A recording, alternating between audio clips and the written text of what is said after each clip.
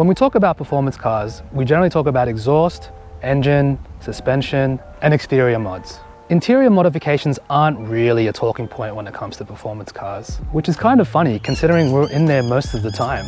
It's also hard talking about them considering you're the only one that can actually see them, being the driver of the car. In this episode, I'll share the interior modifications I've done to my 2016 STI. Let's go, guys.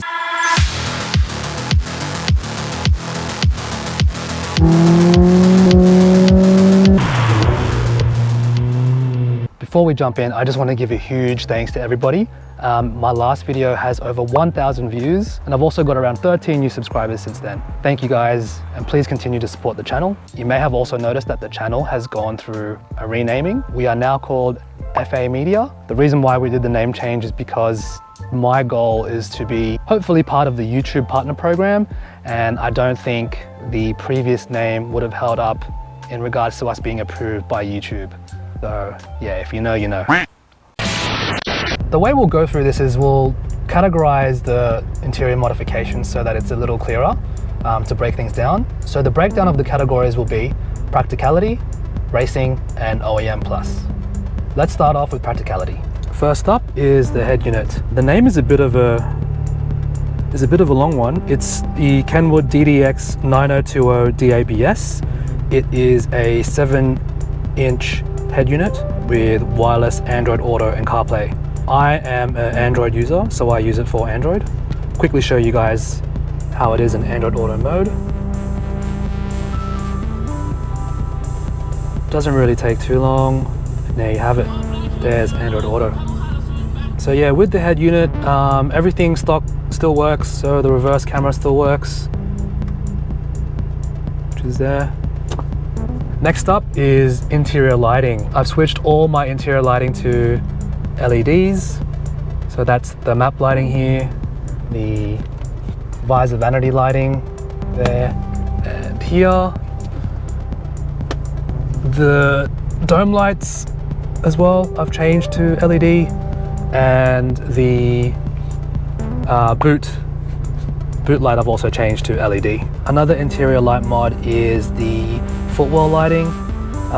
You can change the color of these lights. I've just chosen blue. You can change it to any color via an app on your phone. So this footwell lighting covers the driver's seat and the passenger seat. Next up is the OEM armrest extension. This is the perfect placement to put your elbows when you're leaning on it. Stock, it was kind of low, so it wasn't really comfortable, but the placement on this is just perfect, very comfortable. Next up is the frameless rear view mirror. This comes with auto dimming, so what that means is where at night when a car is behind you with the headlights on, the mirror will dim your view, so that way you don't get squinty when looking at your rear view mirror. It also comes with an optional compass. Not sure if you can see it right now. At the moment you can see that the N there represents north. The next interior mod we have is the dash cam. So I've got the Thinkware F770 dash cam. It comes with a front camera and a rear camera. I think with dash cams you do sort of need it, well in Australia anyway, just so to give you that extra level of protection. If you get into an accident, you have video evidence. Also when you're parked and people ding your car, it can also record that. This has motion detection, so it does record that. It is a little old now, but it still works for me, so I'm not really too keen on changing it. Next up, we have the Subaru WRX STI rubber floor mats. So the car came stock with carpet floor mats, and I wasn't really too keen as it got quite dirty easily, and vacuuming it was a bit tedious. So I purchased these rubber floor mats. They're easier to clean. It also doesn't get stained as easily as the carpet floor mats, which is nice. However, I don't let people drink and eat in my car anyway, because yeah, ain't nobody got time for that. Next practical mod is the quad lock phone mount. So I've taken my car pretty much to track, roll racing, and everyday daily driving, and the phone stays still. It has this locking mechanism that you attach your phone on. Prerequisite is you also need a quad lock case for your phone. So in my case, the Pixel 5, you can see there that it's got a place for the mechanism to lock in, and then you just slide it in and lock it in place, and it stays on. This one also comes with wireless charging, so I just run the cable through the back here and down into one of the USB slots here. Next mod is, as you can see right now, the Subaru sunshade. This is, I reckon, needed, especially in Australia where it gets really hot. It does protect the interior as well, so your leathers and your materials in there don't get cracked. So it's definitely a good investment to have in warmer countries. Next up, we've got the STI black leather seat holster. This is a nice and cheap mod. It fits in between the passenger seat and the shifter console. You can put things like your phone, wallet and stuff in here. It also stops things from dropping in between the seat and the shifter console, which I thought is quite nice. Another practical mod is the coin case cover that you can get replaced. So at stock, these cars just come with a standard fuse cover. However, you can upgrade that cover to this coin case cover. Another practical mod in the boot is the trunk handle. Yeah, it's very handy for me, so I don't have to touch the exterior of the car when I'm closing the boot. And while we're at the boot as well, there is the Subaru trunk tray. Again, it just helps with keeping the car clean and also making the boot look pretty nice as well. Now let's move on to the racing category. First up, we've got the Recaro seats. I did do a quick overview and review on these seats installed in the car. So if you haven't watched that, give that a watch after this one. I highly recommend upgrading your seats to a more supportive one, especially if you're racing your car on track.